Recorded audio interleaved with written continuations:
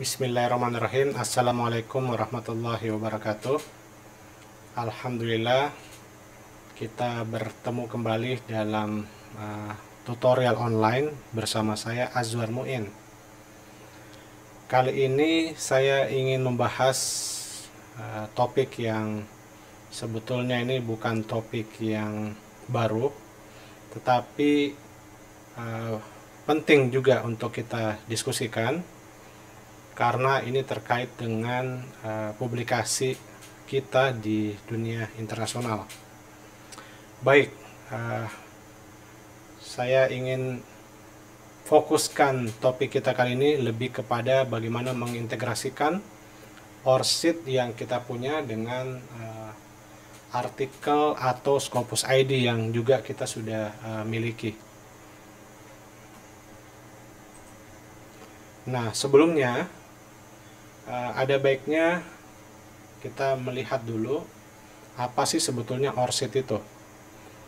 Nah, ORCID itu adalah sebuah identifier atau pengenal digital yang persisten atau permanen yang kemudian nanti menjadi sebuah ORCID ID yang tentu saja kita miliki dan kita dapat kelola. Dengan ORCID ini kemudian akan membedakan kita dengan setiap peneliti-peneliti lainnya yang ada di seluruh dunia.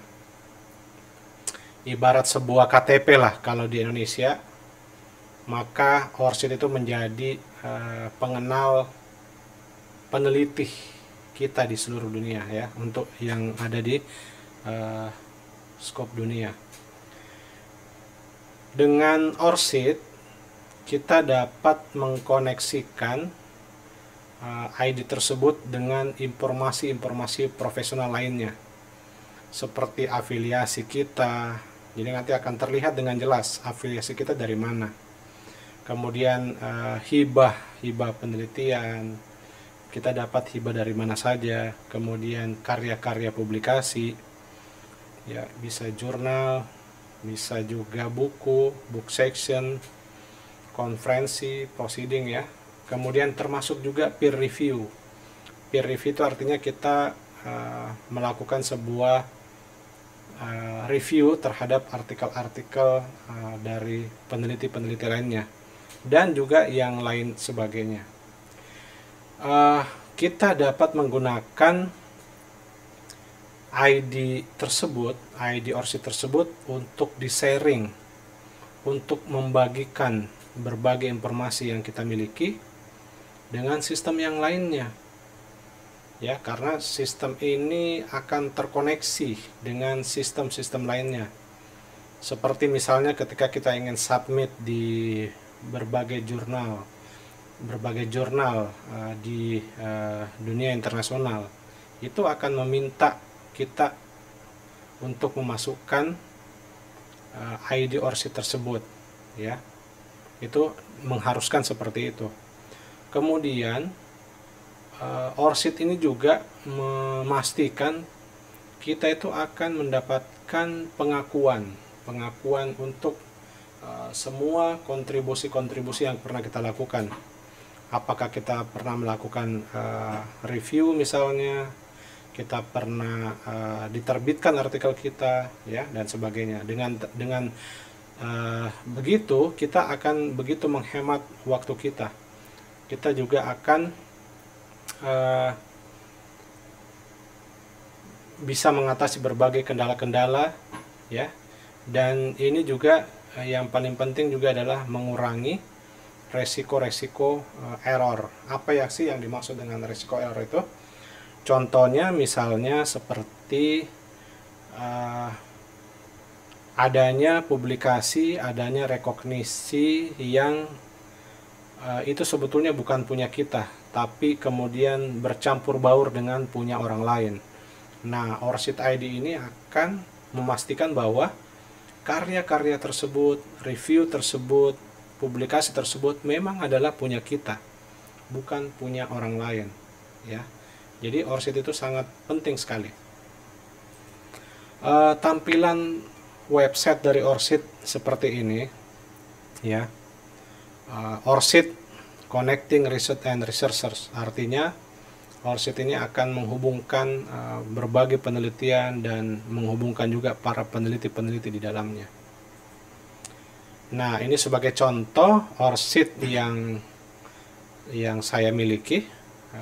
Namanya jelas Muhammad Azwar. Kemudian ORCID ID-nya juga tertulis dengan jelas. Ada beberapa digit angka ya. Ini seperti nomor induk kependudukan lah, seperti itu ya. Kemudian yang menarik juga bahwa ORCID ini juga akan memberitahukan kita itu selain nama saya sebagai Muhammad Azwar, saya itu juga dikenal sebagai nama-nama yang lain. Ya, di sini disebutkan ada Azwar Muin, Azwar Muin, ya, Azwar dan sebagainya. Sehingga orang akan mengetahui bahwa saya memiliki nama-nama yang lainnya, meskipun nama Muhammad Azwar itu adalah nama yang legal ya, nama yang sesuai dengan akta kelahiran. Di sini juga tercantum website dan social link yang terhubung ya, ada blog, ada personal website, kemudian ada Google Scholar, kemudian Sintaristek Dikti ya, kemudian negaranya dari Indonesia. Keywords ini yang terkait dengan keahlian, kepakaran ya. Kemudian terhubung juga ke Researchers ID dan tentunya terhubung dengan Scopus ID. Ini adalah Scopus ID yang saya miliki. Nah, ini contoh ORCID yang sudah terkoneksi dengan Scopus, karena di bawah ini terdapat informasi bahwa Scopus author ID saya adalah sekian. Kalau diklik maka akan menuju ke halaman Scopus. Nah, di sini juga tercantum biografi, kemudian pekerjaan saya, pendidikan dan kualifikasi ya, dan kalau saya scroll ke bawah ini akan ditampilkan beberapa informasi seperti karya dan sebagainya. Oke, kita lanjutkan. Kemudian saya pindah kepada Scopus. Scopus itu tentu saja kita sudah sangat familiar ya dengan Scopus ini. Scopus merupakan database sitasi, database kutipan, dan database abstrak yang dikelola secara profesional dalam skop dunia. Kemudian Scopus ini akan secara unik menggabungkan secara komprehensif database sitasi dan abstrak yang dikelola secara profesional dengan data-data yang sangat kaya dan terhubung ke berbagai literatur ilmiah ya, dengan berbagai disiplin keilmuan.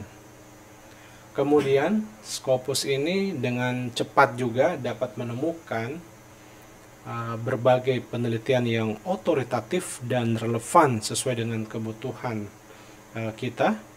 Kemudian juga mampu mengidentifikasi kepakaran-kepakaran seseorang dan menyediakan juga akses terhadap data-data yang reliable, menyajikan berbagai tools-tools yang bisa digunakan untuk menganalisis, dan juga yang penting adalah matriksnya juga tersedia seperti H-index, citasi dan sebagainya. Scopus ini tentu saja sangat percaya diri untuk mengembangkan sebuah penelitian ya, pengajaran, riset-riset ya. Mereka atau pihak Scopus akan sangat memprioritaskan ini semua untuk kepentingan karya ilmiah di dunia. Semua itu bersumber dari satu database. Nah, ini adalah halaman dari Scopus, dan ini contoh Scopus yang saya miliki. Di sini kita bisa melihat nama, kemudian afiliasinya dari kampus mana ya, dari negara mana. Dalam hal ini dari Universitas Islam Negeri Syarif Hidayatullah Jakarta. Kemudian kita lihat di sini ada ORCID ya, dengan kode identifier unik ya, seperti ini. Ini artinya sudah terkoneksi. Dan kita juga bisa melihat di sini ada matrix overview-nya ya, di bawahnya ada beberapa dokumen yang sudah terindeks ya di dalam Scopus tersebut. Nah, berikutnya mari kita praktek. Saya akan membuka browser. Kita coba tuliskan, masukkan orcid.org. Kemudian kita coba masukkan, inputkan nama saya. Silahkan kalian juga boleh praktek. Nah, di sini akan dimunculkan beberapa nama ya yang terkait dengan nama Muhammad Azwar. Pastikan saja kita bisa melihat dari afiliasinya ya. Afiliasinya, kemudian juga dari author's name-nya ya. Kalau kita udah merasa yakin bahwa afiliasi tersebut adalah afiliasi yang tepat, nah kita bisa mengklik ORCID ID-nya. Ini adalah ID dari ORCID yang saya miliki. Saya klik. Nah, di sini terlihat ORCID ID ya, ada link-link yang terkait dengan saya. Kemudian kepakaran saya di sini ada library automation system, digital libraries, information literacy, library science ya. Kemudian juga di bawahnya ada resources ID.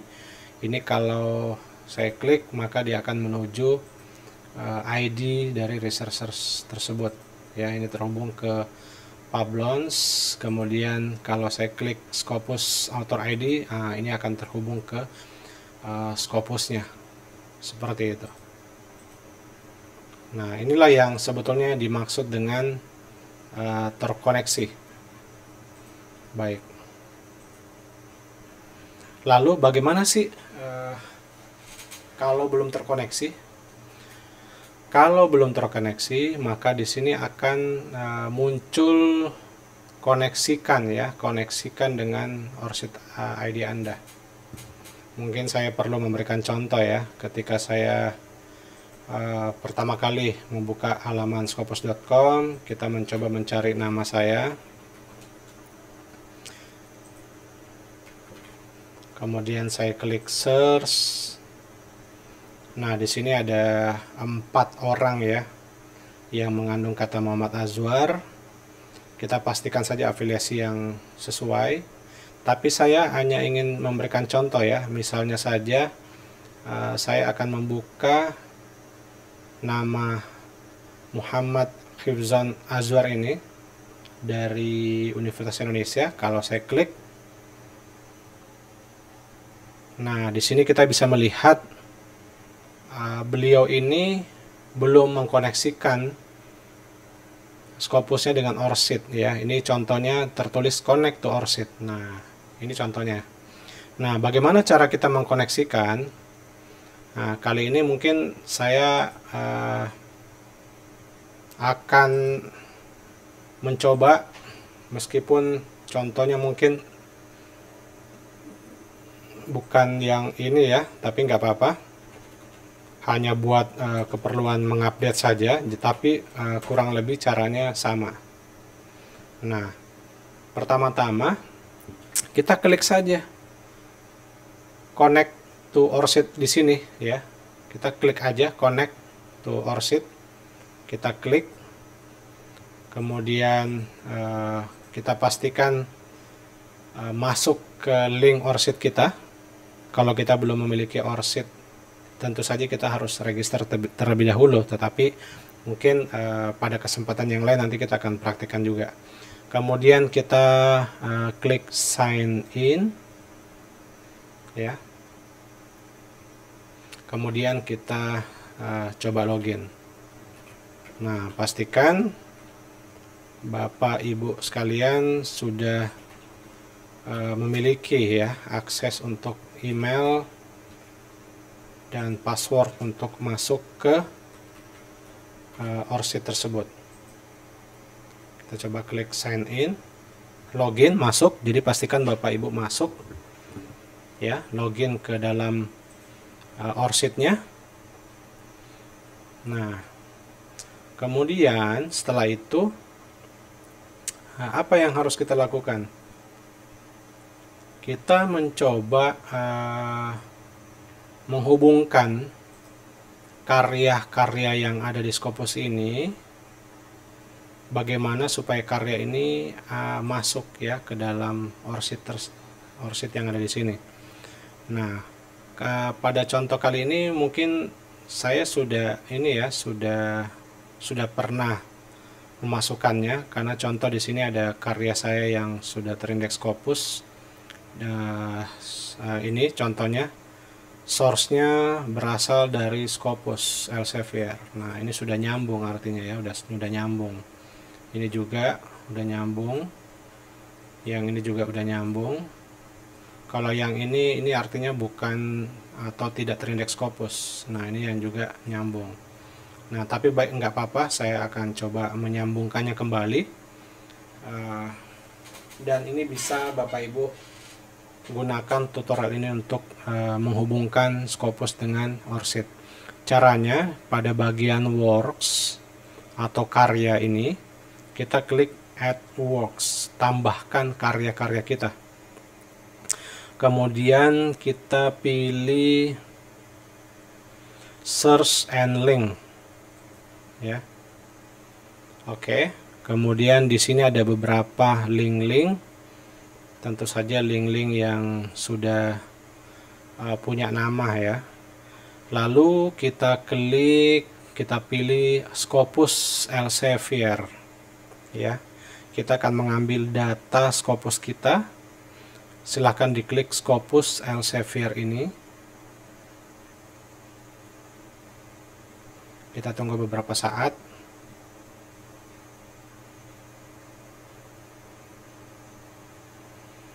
Nah, kemudian kita lihat di sini, pastikan yang mana nama kita di sini ya, karena di sini ada 4 nama. Maka carilah yang sesuai dengan data Anda. Dalam hal ini saya akan memilih yang nomor 1 ini, karena di sini afiliasinya adalah Universitas Islam Negeri Syarif Hidayatullah Jakarta. Ya, dokumennya ada 4, subjek areanya adalah Social Sciences, Arts and Humanities. Ya, jangan sampai salah memilih, karena ini akan menyebabkan tidak sesuai dengan data kita nantinya. Oke, setelah mencentang silakan diklik next. Kemudian profil name-nya pastikan Azwar, Muhammad atau nama Anda. Kemudian lanjut klik next. Nah, di sini akan terlihat karya artikel ya yang sudah terindeks Scopus. Dalam hal ini ada 4. Tapi kalau misalnya Anda merasa tidak yakin itu adalah bukan karya Anda bisa mengklik tanda X, artinya itu akan dikecualikan. Karena banyak juga atau ada beberapa juga artikel yang masuk ke Scopus kita dan itu bukan karya kita, kita bisa menghapusnya atau mengeksklusnya di bagian sini. Ya, seperti itu. Baik, ini saya udah mencentang atau udah menandai yang ini memang betul adalah karya saya. Kemudian saya klik next. Kemudian di sini akan keluar reviewnya. Ya, tidak ada masalah, sudah betul semua. Lalu kemudian klik next. Kemudian kita masukkan email kita. Ya, pada bagian email dan confirm email kita sekali lagi. Ya, kemudian kita klik tombol send author ID. Nah, selesai ya, Scopus author ID kita sudah submit. Dan boleh kita klik send my publication list. Maka dokumen kita sudah berhasil ya, sudah berhasil tersubmit ya, dan nantinya kita akan menerima email. Saya coba buka email. Kita bisa lihat di sini email yang akan dikirimkan dari ORCID ya. Contohnya mungkin ini ya, sebelumnya ya sudah ada update, di sini ada ORCID, ada notifikasi yang mereka kirimkan seperti itu. Dan setelah itu pastikan bahwa di ORCID Anda nanti itu akan muncul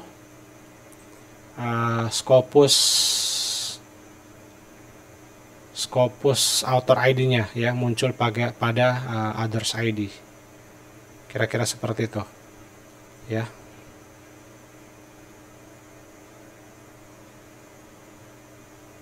Oke. Itu kurang lebih cara bagaimana mengintegrasikan Scopus dengan ORCID ya.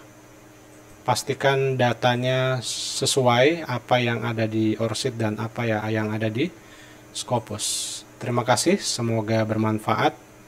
Assalamualaikum warahmatullahi wabarakatuh.